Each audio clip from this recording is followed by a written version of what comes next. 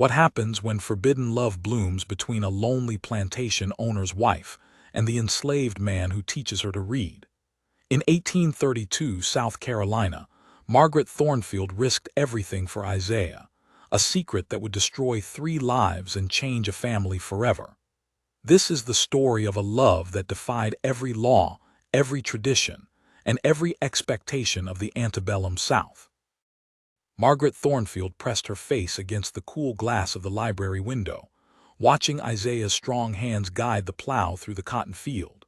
3 months had passed since their first lesson, and she still couldn't believe how drastically her world had changed. The woman who once spent her days embroidering and entertaining guests now lived for stolen moments in the abandoned schoolhouse, where a man she was supposed to own had become her teacher, her confidant, and something she dared not name aloud. The irony wasn't lost on her. Here she was, the master's wife, learning to read from a slave who wasn't supposed to know his letters. But Isaiah read better than most white men in Charleston, spoke with an eloquence that made her husband's crude business talk sound barbaric, and possessed a mind that challenged her in ways she'd never experienced. What started as curiosity about the book she'd caught him reading had become something that terrified and thrilled her in equal measure. It began on a sweltering July afternoon when she'd wandered to the old schoolhouse her husband had abandoned after hiring a tutor for their son.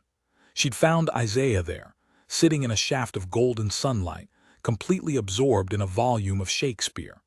The sight of him holding a book with such reverence had stopped her cold. For a moment, she'd forgotten he was enslaved, forgotten she was supposed to report such violations immediately. Instead, she'd found herself asking which play he was reading. "Romeo and Juliet, ma'am," he'd answered, his voice steady despite the danger they both knew he was in. "Though I reckon you could have me whipped for just touching it." The challenge in his dark eyes had sparked something in her she'd never felt before. Not fear, not anger, but recognition. Here was someone who understood that words had power, that stories could transport you beyond the confines of your circumstances. That first conversation had lasted 3 hours. Margaret had intended to stay only a few minutes, just long enough to satisfy her curiosity about how he'd learned to read. Instead, she'd found herself sitting across from him in the dusty schoolroom, discussing literature with more passion than she'd ever felt about anything. Isaiah told her about learning letters from the plantation owner's daughter before she'd married and moved away, about practicing writing in the dirt with sticks, about memorizing entire passages so he could recite them when books weren't available. In return, she confessed something she'd never told another soul.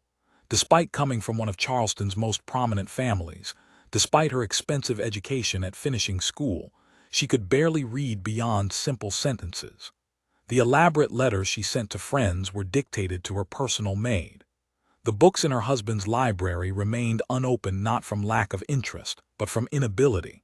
Her education had focused on deportment, music, and conversation, not literacy. "Would you like me to teach you?" Isaiah had asked, and the question hung between them like a loaded rifle. They both knew what he was offering went far beyond reading lessons. He was suggesting an intimacy that could get him killed and her disgraced. Yet something in his gentle tone, in the respect she heard when he spoke to her, not as property or ornament, but as an equal, made her whisper yes before she could stop herself. Those lessons became the brightest part of her week. Every Tuesday and Friday afternoon, when her husband traveled to Charleston on business, she would slip away to the schoolhouse. Isaiah would be waiting with whatever books he'd managed to borrow or steal, patient and encouraging as she struggled through passages that came naturally to him. He never made her feel foolish for her difficulties, never showed impatience when she stumbled over words that should have been simple for someone of her social standing. But it wasn't just the reading that drew her back. It was the way Isaiah listened when she spoke, really listened, as if her thoughts mattered. Her husband, Charles Thornfield, treated her like an expensive doll, beautiful to look at, pleasant to show off, but not expected to have opinions worth hearing. Isaiah asked her what she thought about the stories they read, debated her interpretations, challenged her to think deeper. For the first time in her 23 years, Margaret felt intellectually alive. The first time their hands touched was an accident. She'd been struggling with a particularly difficult passage from Pride and Prejudice when Isaiah reached over to point out a word. His finger brushed hers on the page, and the contact sent electricity through her entire body. She looked up to find him staring at her with an expression that mirrored her own confusion and longing. That moment stretched between them, loaded with possibilities neither dared voice. "I should go," she'd whispered, but neither of them moved. Isaiah's hand remained covering hers on the open book, his dark skin stark against her pale fingers. The symbolism wasn't lost on either of them, black and white, slave and master's wife, forbidden and necessary all at once. "Mrs. Thornfield," Isaiah said softly, and she realized it was the first time he'd said her name without the formal distance their positions demanded. "Margaret." The way he spoke her given name was like a prayer and a confession combined. From that day forward, their relationship shifted into dangerous territory. The reading lessons continued, but now they were punctuated by meaningful glances, by conversations that revealed more of their true selves than either had intended. Margaret learned that Isaiah had been born free in Philadelphia, kidnapped at age 12 and sold into slavery. He'd spent 15 years on the Thornfield plantation, watching others give up hope while he clung to his dreams of freedom and his love of learning. Isaiah learned that Margaret's marriage had been arranged by her father to settle gambling debts, that she'd never known love or even genuine affection from her husband.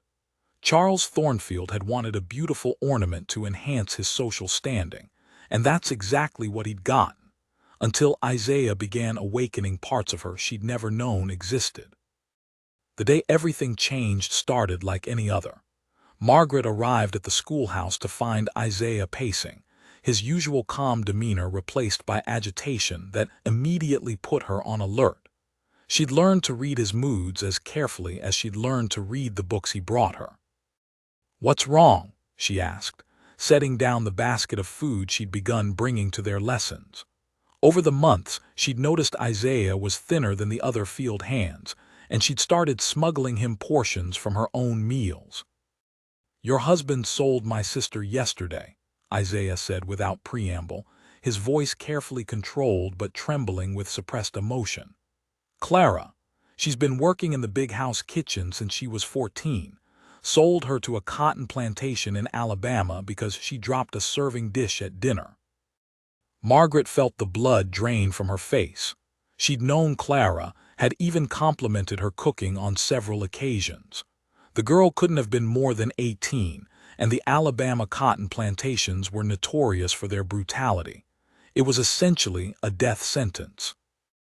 "Isaiah, I'm so sorry," she began, but he cut her off with a gesture. Are you really sorry, or are you just saying what you think I need to hear?" The pain in his voice was raw, accusatory. "Because you're sorry doesn't bring Clara back. Your sorry doesn't change the fact that you live in comfort while my sister travels in chains to hell."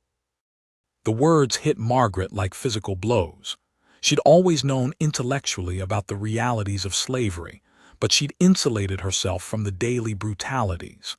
Her reading lessons with Isaiah had created a bubble where they could pretend, if only for a few hours, that the world outside didn't exist. Clara's sale had shattered that illusion completely. "You're right," Margaret said quietly, and Isaiah looked up in surprise. He'd clearly expected her to defend herself, to retreat into the comfortable distance their social positions provided. "You're absolutely right, and I hate that you're right. I hate that I can sit here learning to read while your sister is sold like livestock. I hate that I've been playing at rebellion while you live with real consequences every day." "Then why do you come here?" Isaiah asked, his voice gentler now but still probing. "What do you want from me, Margaret? Because if this is just entertainment for you, if I'm just your escape from boredom, then I can't do this anymore. Not after Clara." The question hung in the air between them, demanding honesty she wasn't sure she was brave enough to give. But looking at Isaiah's face, seeing the pain and hope warring in his expression, Margaret realized she'd already passed the point of safe choices. "I come here because you're the only person who's ever made me feel like myself," she said, her voice barely above a whisper.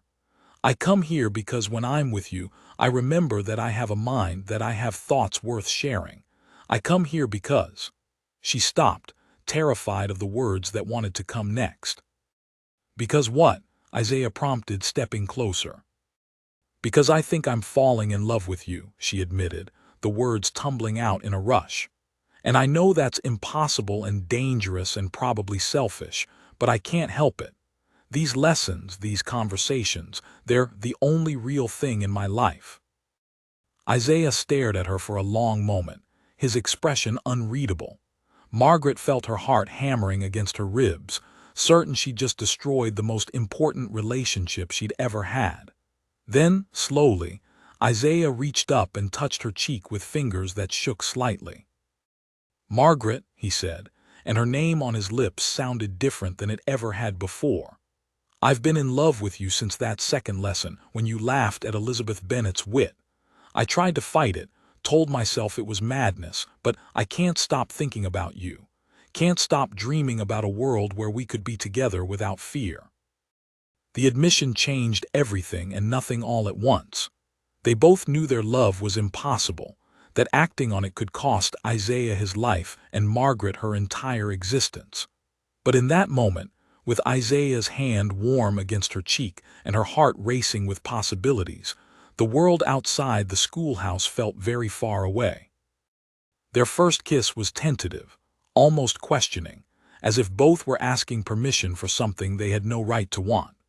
But when Margaret didn't pull away, when she instead pressed closer and let her hands tangle in Isaiah's dark hair, the kiss deepened into something that felt like coming home and stepping off a cliff simultaneously.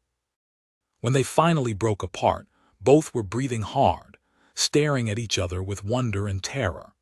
They had just crossed a line that could never be uncrossed, had transformed from teacher and student into something that had no name in their world but that felt more real than anything either had ever experienced.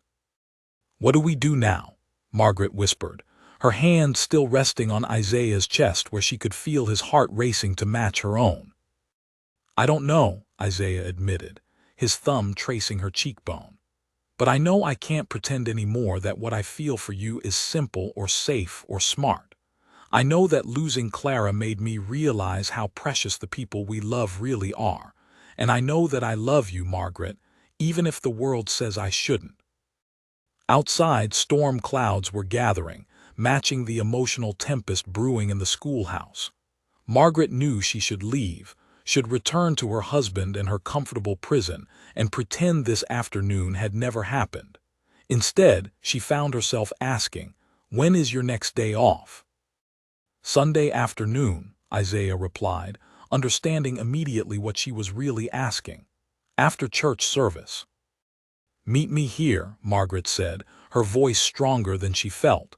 "We need to talk about what happens next." As she walked back to the big house that afternoon, Margaret's mind raced with the impossibility of what she'd just committed herself to. But for the first time in years, she felt fully alive, as if she'd been sleepwalking through her existence until Isaiah's love awakened something vital within her. Whatever came next, whatever consequences awaited, she knew she could never go back to the woman she'd been before that kiss. What Margaret didn't know was that her husband Charles had returned early from Charleston that day, and that her maid Sarah had seen her leaving the schoolhouse. The same Sarah who'd been writing Margaret's letters, who knew all her secrets, and who'd been growing increasingly suspicious of her mistress's Tuesday and Friday absences. As Margaret prepared for dinner that evening, trying to act normal while her lips still tingled from Isaiah's kiss, Sarah was in the kitchen, debating whether to report what she'd witnessed. The choice Sarah made would determine whether Margaret and Isaiah's love story became a tragedy or a miracle. But that decision was still hours away, and for now, Margaret allowed herself to dream of a future that seemed as impossible as it was necessary. Sarah clutched the bundle of laundry against her chest, her heart pounding as she watched Margaret slip through the back door of the big house.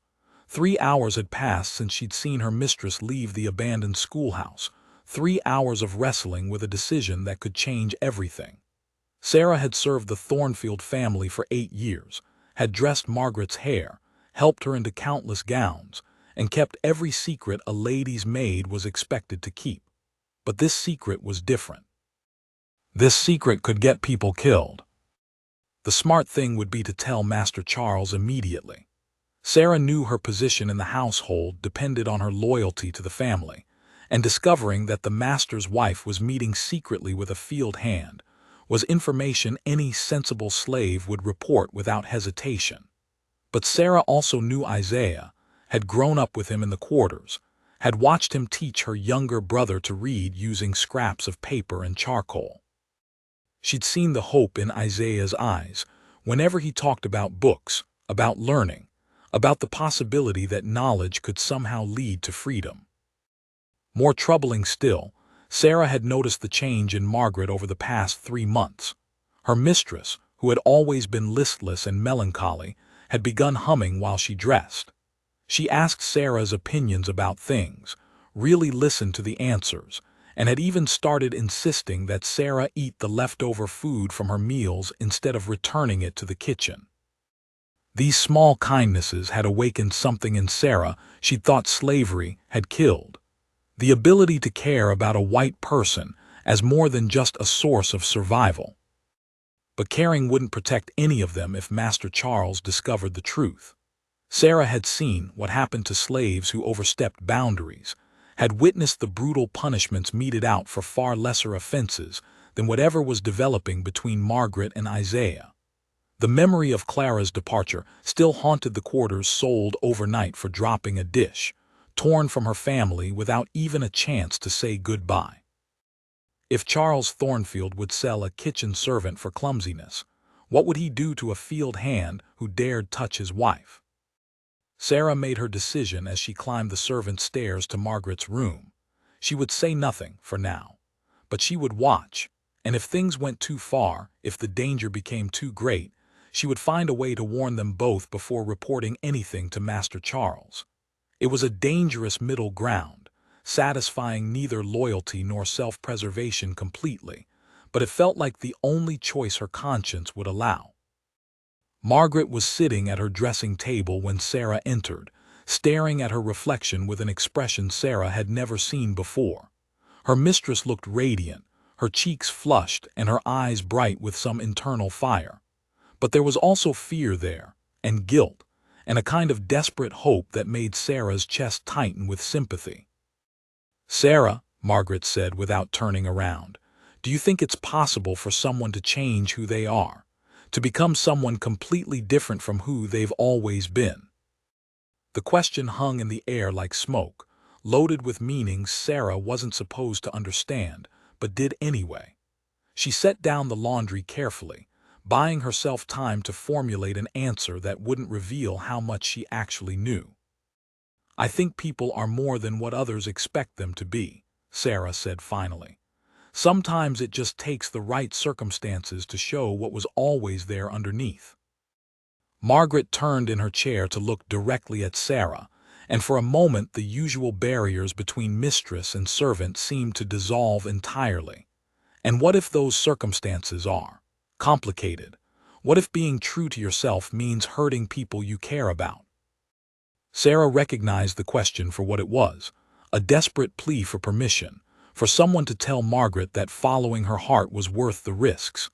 It was the kind of conversation they should never be having, the kind that could get them both in serious trouble.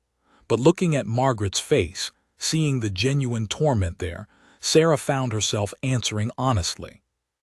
"Miss Margaret, I can't tell you what's right or wrong, but I can tell you that I've never seen you look as alive as you do right now, and I think maybe that means something." The gratitude in Margaret's eyes was so profound that Sarah had to look away. They both knew they were treading dangerous ground, but somehow the honesty felt necessary, like a small rebellion against all the lies their world was built on. That Sunday afternoon arrived gray and humid, with storm clouds building on the horizon like divine disapproval. Margaret told Charles she was going to visit the graves in the family cemetery, a monthly ritual that gave her several hours of unquestioned solitude. Charles barely looked up from his ledgers as she left, more interested in calculating cotton prices than in his wife's activities. Isaiah was already waiting when Margaret arrived at the schoolhouse, pacing the small space like a caged animal. The past 3 days had been torture for both of them, filled with stolen glances across the plantation grounds and nights spent lying awake thinking about possibilities that seemed as dangerous as they were irresistible. "I wasn't sure you'd come," Isaiah admitted as Margaret closed the door behind her. "I wasn't sure I should," Margaret replied, but she was already crossing the room toward him. "Isaiah, we need to talk about what's happening between us. Really talk." They sat in their usual spots, the table between them creating a physical barrier that felt both necessary and insufficient. For several minutes, neither spoke, both struggling with how to put impossible feelings into words. "I've been thinking about Clara," Isaiah said finally. "About how quickly everything can change, how little control we actually have over our lives. And I keep coming back to the same question. If this is all we get, if these stolen moments are the only real thing in either of our lives, then isn't it worth the risk?" Margaret felt her heart racing at the implication in his words. "What exactly are you asking me, Isaiah?" "I'm asking if you're willing to love me," he said simply. "Not just in theory, not just in secret meetings and meaningful glances, but really love me. Because I think I've reached the point where pretending this is just friendship or intellectual companionship is impossible." The directness of his question took Margaret's breath away.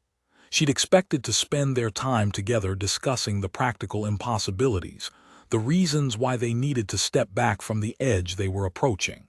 Instead, Isaiah was asking her to jump. "You know what loving you would mean," Margaret said, her voice barely above a whisper. "You know what we'd both be risking." "I know," Isaiah replied. "And I also know that I've never felt about anyone the way I feel about you. I know that when you're not here, it feels like part of me is missing. I know that I'd rather spend one real day loving you than a lifetime pretending to be satisfied with anything less." Margaret stood and walked to the window, staring out at the cotton fields where Isaiah spent most of his days. She could see other slaves moving between the rows, their lives dictated by rhythms of planting and harvesting and survival. Soon, Charles would expect her to return home, to smile and make conversation over dinner, to play her role as the perfect plantation wife. The thought filled her with a revulsion so strong it surprised her. "If we do this," she said without turning around, "there's no going back. We can't pretend it was just a moment of madness or a mistake. It would change everything." "Everything's already changed," Isaiah said, and she could hear him moving closer. "The question is whether we're brave enough to admit it." When Margaret turned, Isaiah was right behind her, close enough that she could see the flecks of gold in his dark eyes. He lifted his hand to touch her face, and this time she didn't hesitate to lean into the contact. "I love you," she whispered, and saying it felt like stepping off a cliff and learning to fly simultaneously. "I love you, and I don't care that the world says I shouldn't. I don't care that it's dangerous or impossible or insane." Isaiah's answer was to kiss her, and this time there was nothing tentative about it. This was the kiss of two people who had decided to claim their piece of happiness regardless of consequences, who had chosen love over safety and truth over convenience. When they finally broke apart, both were breathing hard and staring at each other with wonder and determination. "So what do we do?" Margaret asked. "How do we love each other in a world that would kill us for it?" "We be careful," Isaiah said. "We be smart. And we find ways to steal moments like this whenever we can. It won't be enough, but it'll be more than either of us has ever had before." They spent the next 2 hours planning their impossible romance like generals planning a campaign. They established signals for when it was safe to meet, backup locations in case the schoolhouse became too risky, and a system of coded messages they could leave for each other. It was elaborate and necessary and heartbreaking in its complexity. But they also spent time simply being together, talking about dreams and fears and all the small details that lovers share. Margaret learned that Isaiah wrote poetry in his head while working the fields, composing verses about freedom and beauty that he could never put on paper.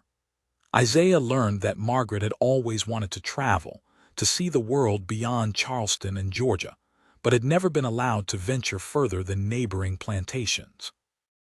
As the afternoon grew late and the storm clouds gathered overhead, they both knew their time was running out. The return to their separate worlds felt like a physical pain, but they also carried with them the knowledge that they were no longer alone in their feelings. Next Tuesday, Margaret asked as they prepared to leave separately. Next Tuesday, Isaiah confirmed, and Margaret, thank you. For what? For being brave enough to love me back. Margaret carried those words with her as she walked back to the big house. As she sat through dinner making conversation with Charles about cotton prices and social calls, as she lay in bed that night staring at the ceiling and thinking about Isaiah's hands and voice, and the way he looked at her like she was the most precious thing in the world. What she didn't know was that Sarah had been watching from the upstairs window when Margaret left the cemetery path and headed toward the old schoolhouse. Sarah had also seen Isaiah emerge from the woods 20 minutes after Margaret disappeared, and had watched him return the same way an hour before Margaret reappeared. The timing was too coincidental to ignore, the implications too dangerous to dismiss. That night Sarah sat in her small room in the servants' quarters, staring at a piece of paper and a pencil she'd borrowed from the kitchen. She could write a note to Master Charles, could leave it where he'd find it first thing in the morning. It would be the safe choice, the smart choice, the choice that would protect her own position and possibly save Margaret and Isaiah from themselves. But instead, Sarah found herself writing a different kind of note entirely. A warning, not a betrayal. She would find a way to slip it to Isaiah tomorrow, would make sure he understood the danger they were all in. Because despite everything she'd been taught about loyalty and survival, Sarah had decided that some loves were worth protecting, even when they seemed impossible. The storm that had been building all afternoon finally broke just after midnight, sending rain against the windows of the big house like accusations. Margaret lay awake listening to the thunder, thinking about Isaiah and wondering if love was always this terrifying, this exhilarating, this worth dying for. In his cabin in the quarters, Isaiah was awake too, touching his lips and remembering the taste of freedom he'd found in Margaret's kiss. Neither of them knew that the storm was just beginning, or that Sarah's decision to protect them would set in motion a chain of events that would test their love in ways they couldn't imagine. But for now, in the darkness and rain, they held onto the memory of those stolen hours and the promise of Tuesday's return. Sarah's hands shook as she folded the small piece of paper, her warning scrawled in careful letters that had taken her most of the night to perfect. The note was simple. Master knows. Leave tonight. Both of you. 3 lies in 7 words, but lies that might save 2 lives. Sarah had decided that sometimes deception in service of love was more honorable than truth in service of a system built on cruelty. The challenge was getting the message to Isaiah without being seen. Sarah waited until the pre-dawn hours when the house was deepest in sleep, then slipped out through the kitchen door and made her way to the quarters. The slave cabins were arranged in 2 neat rows, and Sarah knew which one Isaiah shared with 3 other field hands. She wedged the note between the door frame and the wall where only Isaiah would find it, then hurried back to the big house before anyone could notice her absence. What Sarah didn't know was that her movements had been observed. Brutus, the plantation's head overseer, was a light sleeper with a suspicious nature that had kept him employed for 15 years. He'd seen a figure moving between the quarters and the big house, and though he couldn't identify who it was in the darkness, he made a mental note to investigate further. Brutus had built his reputation on catching slaves in violations before they became problems, and his instincts told him something was brewing on the Thornfield plantation.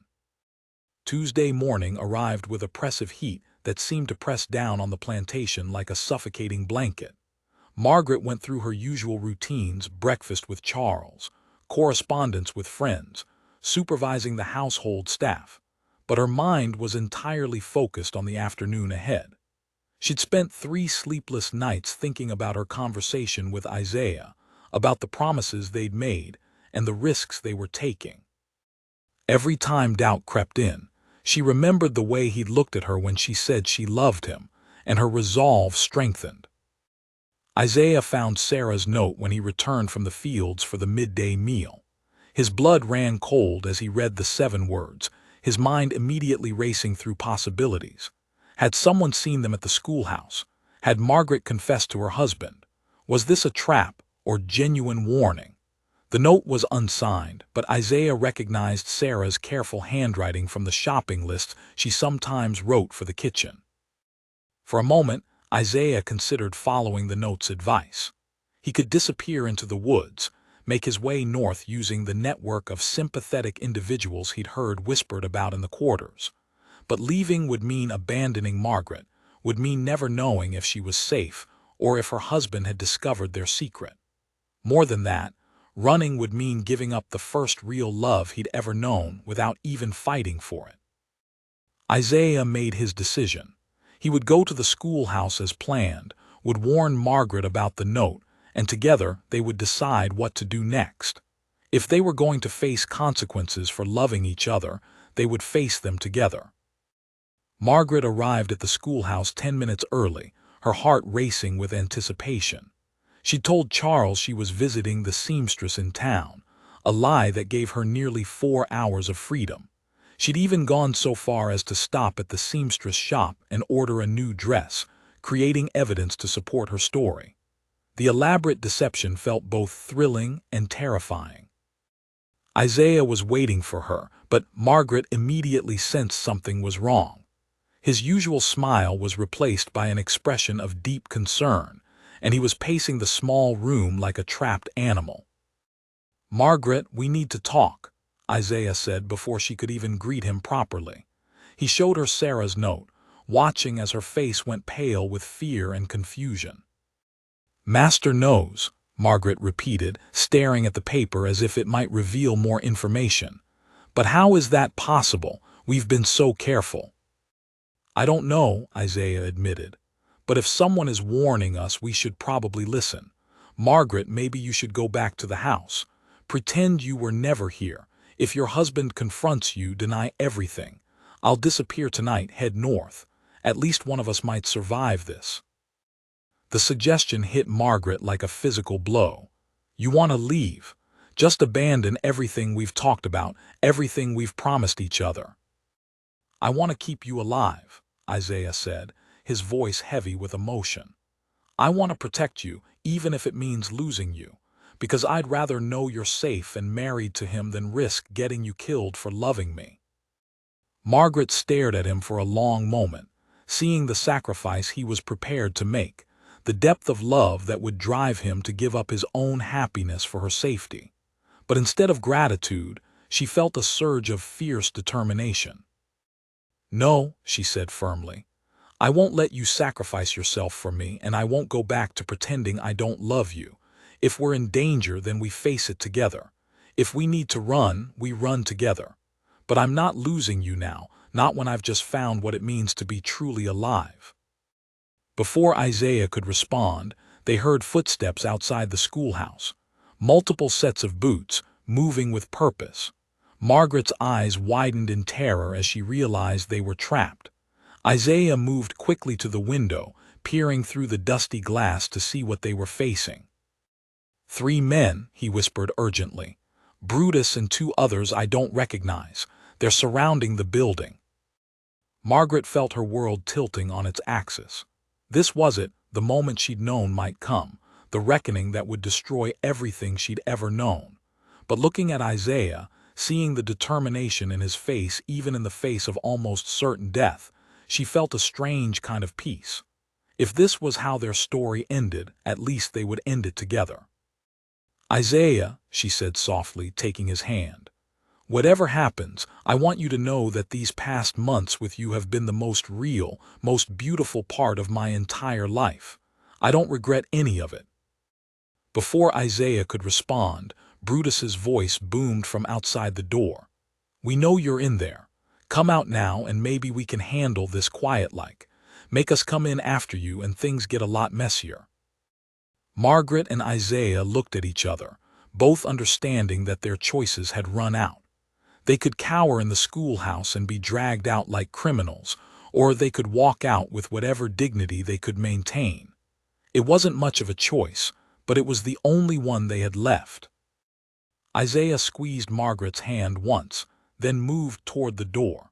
But before he could open it, the door burst inward and Brutus stepped through, followed by two men Margaret didn't recognize. The overseer's face showed a mixture of satisfaction and disgust as he took in the scene, the lady of the house standing beside a field slave, their hands intertwined, their guilt written across their faces. "Well, well," Brutus said with a cold smile. "Looks like we caught ourselves a very interesting situation here. Mrs. Thornfield, your husband is going to be real interested in where you've been spending your Tuesday afternoons." "Leave her alone," Isaiah said, stepping protectively in front of Margaret. "This isn't her fault. I forced her to come here, threatened her. She's innocent." Brutus laughed, a harsh sound that filled the small room with menace. "Boy, you really think we're that stupid? You really think Master Charles is going to believe his precious wife was forced to do anything? Look at her face. That ain't the look of a woman being forced." Margaret felt a surge of courage she didn't know she possessed. "You're right," she said, stepping out from behind Isaiah. "I wasn't forced. I came here willingly. I come here every Tuesday and Friday because Isaiah is teaching me to read and because I love him. So if you're looking for someone to blame, blame me." The admission hung in the air like a loaded gun. Margaret had just confessed to the worst possible sin a white woman could commit in their society, not just adultery, but adultery with a slave. She had signed both their death warrants with her honesty, but she felt strangely liberated by finally speaking the truth aloud. Brutus's expression shifted from satisfaction to genuine surprise. He'd expected denials, tears, pleas for mercy. He hadn't expected a full confession delivered with such calm dignity. For a moment, he actually seemed unsure how to proceed. "Ma'am," one of the other men said carefully, "maybe you want to think about what you're saying. Maybe you're confused, maybe this boy here has been putting ideas in your head that aren't natural. A lady like you wouldn't normally." "A lady like me wouldn't normally what?" Margaret interrupted, her voice gaining strength. "Wouldn't normally fall in love with a man who treats me with respect and kindness. Wouldn't normally want to be with someone who values my mind as much as my appearance. You're right, I've never been normal and I'm grateful for it." Isaiah stared at Margaret in amazement. This was not the frightened woman he'd expected her to become when confronted with exposure. This was someone he'd never seen before, Margaret Thornfield without masks or pretenses, speaking her truth regardless of consequences.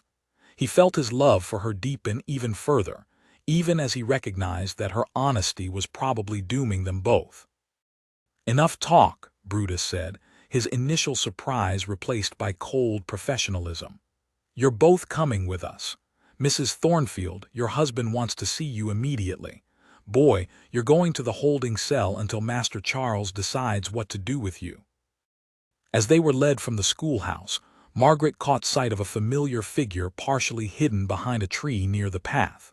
Sarah was watching the procession with tears streaming down her face, and Margaret suddenly understood who had written the warning note. Their eyes met for just a moment, and Margaret managed a small smile that she hoped conveyed forgiveness and gratitude. The walk to the big house felt like a funeral march. Margaret held her head high, refusing to show shame or fear even as her world crumbled around her.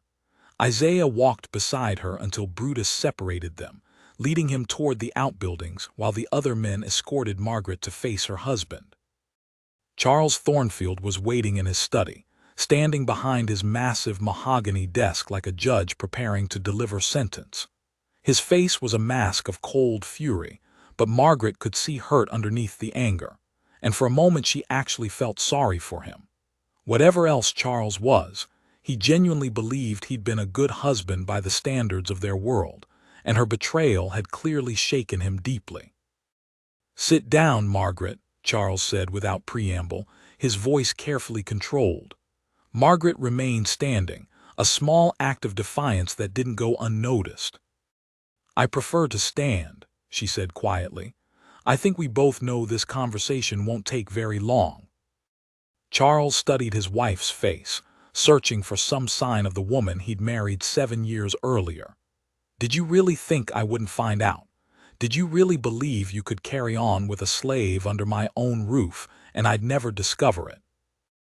"I hoped," Margaret said honestly, "I hoped we could have some happiness without hurting anyone else, but I always knew the risks." "The risks?" Charles's voice rose despite his efforts to maintain control. "Margaret, do you understand what you've done? Do you comprehend how this reflects on me, on our family name, on everything I've worked to build?" "I understand perfectly," Margaret replied. "I understand that I've committed the unforgivable sin of loving someone my society says I shouldn't love. I understand that I've embarrassed you and damaged your precious reputation. What I don't understand is why any of that matters more than the fact that for the first time in my life, I've been truly happy." Charles stared at her as if she were speaking a foreign language. "Happy? You call this madness happiness? You call destroying your marriage, your position, your entire future happiness?" "Yes," Margaret said simply. "I do. Because Isaiah sees me, Charles. He values my thoughts, he respects my opinions. He makes me feel like I matter as more than just an ornament in your household. When was the last time you asked me what I thought about anything that actually mattered?" The question seemed to physically stagger Charles. He sank into his chair, suddenly looking older than his 43 years. "I gave you everything," he said, his voice barely above a whisper. "A beautiful home, fine clothes, social position, security. What more could you possibly want?" "Love," Margaret said, and the simplicity of the word seemed to echo in the ornate study. "I wanted to be loved for who I am, not what I represent. I wanted to matter to someone the way Isaiah matters to me." They stared at each other across the desk, husband and wife, strangers who had shared 7 years of proximity without ever truly knowing each other. Charles was struggling to understand how his carefully ordered world had suddenly become incomprehensible, while Margaret felt the strange freedom that comes from having nothing left to lose. "What happens now?" Margaret asked, breaking the silence that had stretched between them. Charles straightened in his chair, and Margaret could see him shifting from hurt husband back to plantation owner, from personal betrayal to practical problems. "Now you'll pack your things and leave. Today. I'll send word to your father that you've suffered a nervous collapse and need extended rest at the family estate in Virginia. The story will be that you've gone away to recover your health." "And Isaiah?" Margaret asked, though she dreaded the answer. Charles's expression hardened completely. "The slave will be dealt with according to law. He assaulted a white woman, my wife. The penalty for that crime is death." "No," Margaret said, her calm finally cracking. "Charles, please, he didn't assault me. I've told you the truth. I went to him willingly. I love him. If you have to punish someone, punish me, but don't kill him for the crime of being loved." "He's a slave, Margaret," Charles said, his voice returning to its controlled coldness. "He doesn't get to love white women. He doesn't get to read books or have opinions or pretend he's anything more than property. And he certainly doesn't get to touch my wife." Margaret saw the futility of her pleas reflected in her husband's implacable expression. Charles wasn't just angry about her betrayal. He was offended by the fundamental challenge their love represented to everything he believed about the natural order of the world. Isaiah's crime wasn't assault or even adultery. His crime was daring to be fully human in a system that demanded he remain property. "I want to see him," Margaret said. "Before I leave, I want to say goodbye." "Absolutely not," Charles replied immediately. "You'll pack your bags, you'll get in the carriage, and you'll leave this plantation today. You'll never see that slave again, and you'll never return to this house. Those are the terms of your exile, Margaret. Accept them, or face the consequences of a public scandal that will destroy both our families." Margaret looked around the study that had been her prison for 7 years, taking in the expensive furniture and imported books she'd never been allowed to read. Then she thought of Isaiah, probably chained in some dark cell, waiting to die for the crime of loving her. The injustice of it filled her with a rage so pure it felt like illumination. "I'll go," she said quietly. "But Charles, you should know that sending me away won't change anything. You can exile me, you can even kill Isaiah, but you can't undo what we found together. You can't make me go back to being the empty woman I was before he taught me what it meant to be alive." With that, Margaret turned and walked out of the study, her back straight and her head held high. She had 1 hour to pack her belongings and leave the only home she'd known since marriage. 1 hour to say goodbye to a life that had never really been hers anyway. As she climbed the stairs to her room, Margaret Thornfield began planning not just her departure, but her return. Because she was about to discover that love had made her braver than she'd ever imagined possible, and more resourceful than anyone, including herself, had ever dreamed.